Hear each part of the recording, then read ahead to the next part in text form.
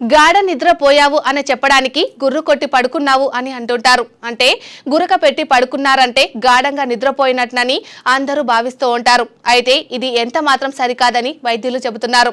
గురక ఏమాత్రం మంచిది కాదని, గురక కొట్టడం వల్ల చాలా అనారోగ్య సమస్యలు వస్తాయని హెచ్చరిస్తున్నారు. మనిషి నిద్రపోతున్నప్పుడు ఊపిరితిత్తులకు వెళ్లే నాళం ముడుచుకుపోయినట్లు అవుతుంది.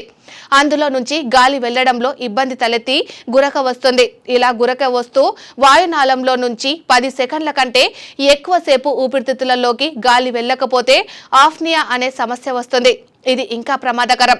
ఈ సమస్య ఉంటే శరీరానికి ఆక్సిజన్ సరిగ్గా ఉండదు, కార్బన్ డయాక్సైడ్ పెరిగిపోతుంది, నిద్ర సరిగ్గా పట్టదు, పగిటిపూట నిద్ర మబ్బుగా ఉంటుంది, బీపీ పెరుగుతుంది.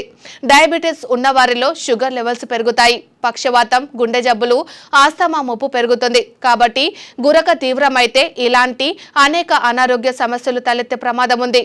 కాబట్టి గురకను ఏమాత్రం తేలిగ్గా తీసుకోవద్దు. ఎక్కువగా గురక కొట్టేవారు జీవన శైలిలో కొన్ని మార్పులు చేసుకోవాలి. బరువు ఎక్కువగా ఉన్నవారు బరువు తగ్గాలి. మద్యపానం అలవాటును మానుకోవాలి. ముఖ్యంగా నిద్రపోవడానికి 5-6 గంటల ముందు అస్సలు మద్యం ముట్టొద్దు. ఈ జాగ్రత్తలు తీసుకోకపోతే గురక ప్రమాదకరంగా మారే అవకాశం ఉంది.